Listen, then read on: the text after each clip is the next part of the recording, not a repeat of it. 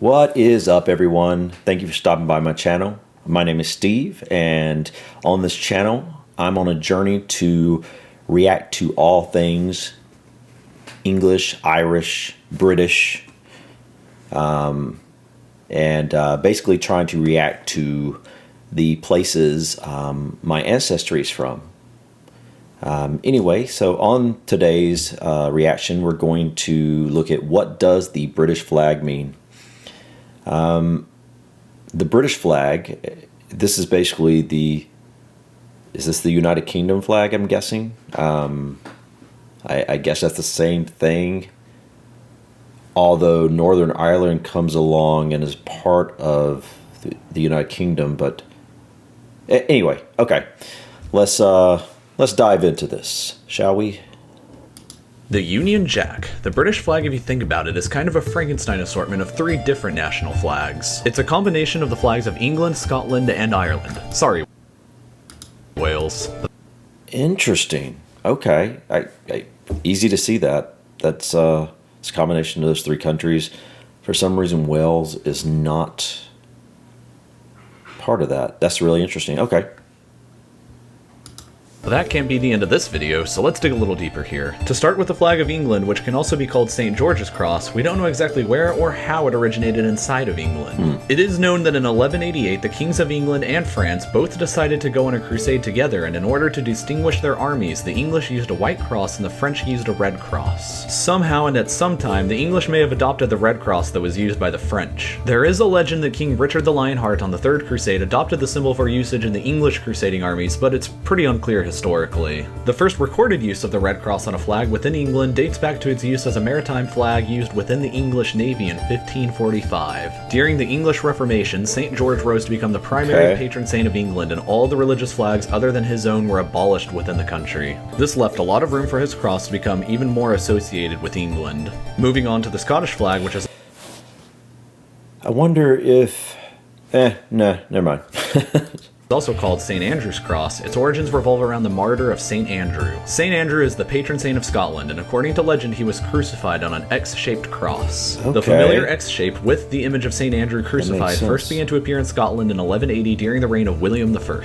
That image would also be depicted on official seals within Scotland during the late 13th century. The image of St. Andrew would be removed to form a more simple X shape sometime in the 14th century. And then in 1385, the Scottish Parliament ordered that Scottish soldiers serving abroad in France had to wear a white X on their armor to... The year's 1100 and something, 1385. That's just amazing. That time period of history.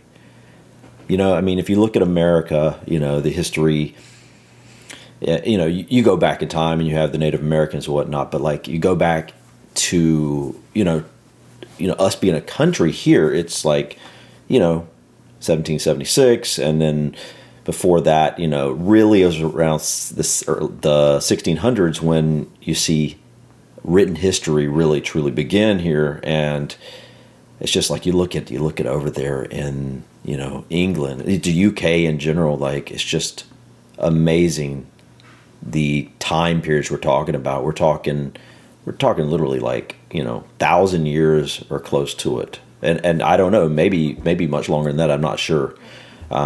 That's the type of things I'm interested in learning as we go on this journey. Distinguish themselves. The first confirmed historical usage of the familiar white X with a blue background on a flag inside Scotland was in 1542, 3 years before the English first used St. George's Cross in their navy. The first edition of the Union Jack flag originated in 1606. 3 years earlier, in 1603, James I of Scotland had inherited both the English and Irish thrones, and in addition to Scotland ruled all 3 kingdoms. Wow. Despite how the 3 kingdoms were all ruled by the same monarch, they each remained separate. But James ordered a new flag to symbolize the union between his native kingdom of Scotland and the Kingdom of England, and so 2 different versions were created. There is the more familiar English version of the flag, which was used in England, and the less familiar Scottish version, which was of course used in Scotland. Both of these flags were used in limited forms because both kingdoms remained politically separate until the Acts of Union in 1707 formally united England and Scotland into the same country. Well, that's fairly recent. I mean, that's not as recent as in America, but that's, you know, that's more recent than I would have thought. Interesting. Okay. Great Britain. After the Acts of Union, the English version of the flag became the official flag of the new country. But that still leaves out the red X shape, which symbolizes Ireland. The red X on a white background is known as St. Patrick's Saltire. It is a symbol of St. Patrick and began to be associated with Ireland as a whole only in the 1780s. It was adopted as the symbol of the Order of St. Patrick, which was an order created by the English King George III. Ironically, as a consequence of this, many Irish nationalists have rejected this flag as a British invention to represent Ireland for themselves. The flag had some usage in Ireland before 1783, but it's rather unclear. It was used on the coat of arms of the powerful Fitzgerald family in Ireland, and it also appears on the back sides of some Irish coins minted around 1480 in honor of the Fitzgeralds. So before 1801, Ireland had been a part of a personal union inside Great Britain, but on January the 1st, 1801, the kingdoms of Great Britain and Ireland were formally united into the nation now named the Kingdom of Great Britain and Ireland. In order to represent this addition of Ireland into the kingdom, the flag... Whoa. The whole Ireland is here. Interesting. Because I know that it was only the northern part. I wonder when did Northern and Southern Ireland split? I guess you'd say split. Interesting. Hopefully I can figure that out. The flag was again changed with a red X cross so that all three kingdoms would be represented on one single flag. Again, poor Wales. Even now, nobody has figured out a good way to fit you onto the already crowded flag. Even without representing Wales, this Union flag has remained in place even after the majority of Ireland left the United Kingdom. Yeah, answer my question right there. Thank you, guy. 1922. Wow. So I'm guessing they're going to get to, I guess this is the flag I kind of recognize as the Irish flag, and that makes sense.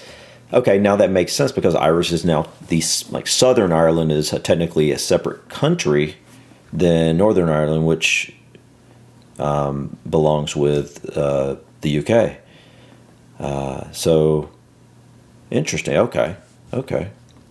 Red X cross now represents Northern Ireland, which still remains a part of the kingdom. In addition to being the flag of the United Kingdom, the flag has been used on several other national flags that used to be a part of the British Empire. Wow. It was a part of the United States' flag until 1777 when a certain rebellion changed all of that. A part of the Canadian flag all the way up until 1965 when they voted to change it. A small part of the South African flag up to 1994 when apartheid finally ended. And continues to remain a part of the national flags of New Zealand, Australia, Tuvalu, the Cook Islands, Fiji, the Canadian provinces, never even thought about Columbia, Ontario, Manitoba, and Newfoundland, as well as the United States. It literally just goes to show the terror. I mean, I hadn't even ever thought about, New Zealand, Australia, as, granted, I knew they were related, in some way to the UK. But that's interesting that I never really noticed the flag on New Zealand, Australia. I see it now, and I've realized, oh wait, I've always seen that, but I just never put two and two together. Interesting.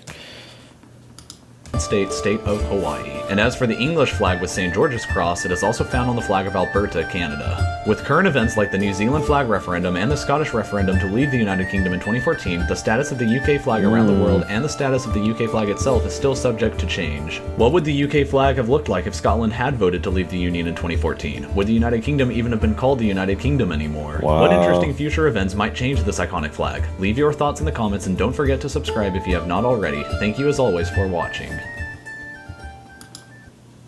Wow, that was really interesting. One thing that just a couple videos into this journey, one thing I have to say is that the history is very fascinating and very complicated when I look at the territories and the regions and the history, and there's going to be a learning curve here, because it is pretty complicated, and but I'm super excited about learning this, and it makes total sense that the UK flag, which is the British flag, which I assumed were probably, before I knew that they were kind of the same thing. I kind of thought that Britain had a separate flag from the UK, because I kind of thought that Britain, for some reason I thought Britain was England, but Great Britain is actually, we went into that anyway. Sorry for rambling, it's really interesting, and I'm super excited about learning, all this stuff. So, anyways, guys, if you like this video, please click the like button, and I'd appreciate it if you would subscribe, and if you're interested in more videos like this. And also, please feel free to leave comments, and if you have a recommendation for something that you'd like to see me react to, feel free to leave that in the comments, and hopefully I can get around to that. And yeah. Anyways, guys, thank you so much for watching. Until next time, peace.